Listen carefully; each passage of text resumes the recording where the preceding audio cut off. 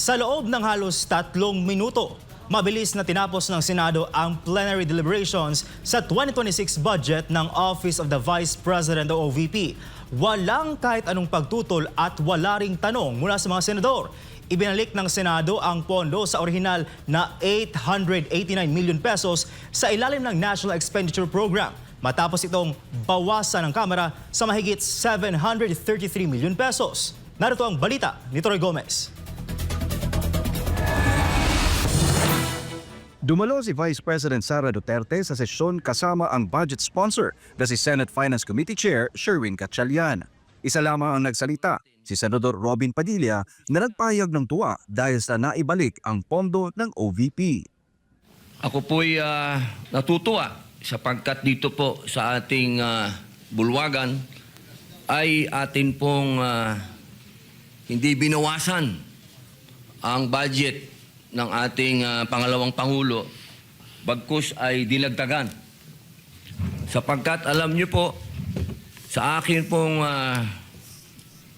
karanasan sa tuwing may dadating na kalamidad, kalungkutan, kamatayan, naandyan po lagi ang ating pangalawang Pangulo upang makiramay, tumulong, kahit saan pong lupalop sa Pilipinas. Ayon sa Senate Finance Committee, ang dagdag na pondo ay mapupunta sa socio-economic projects, travel expenses, supplies and materials, professional services at financial assistance o subsidy. Ang mabilis na pag-aproba ay naganap sa gitna ng patuloy na tensyon sa pagitan ng Kamara at OVP matapos akusahang maling ginamit umano ng Vice Presidente ang confidential funds, isang akusasyong tinawag niyang politically motivated.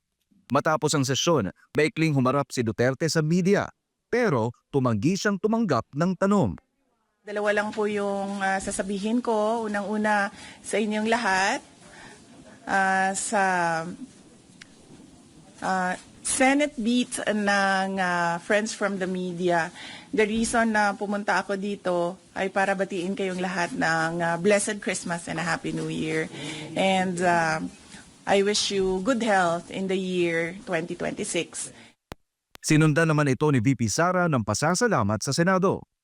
And we'd like to thank the Senates of the Philippines for approving the OVP year 2026 budget. Wala na akong questions. Thank you. Next year na! Samantala, inalis na rin ng OVP ang pondo para sa Isang Kaibigan book project sa kanilang 2026 budget. Para sa Diyos at sa Pilipinas kung mahal, Troy Gomez nag-uulat, SMNI News.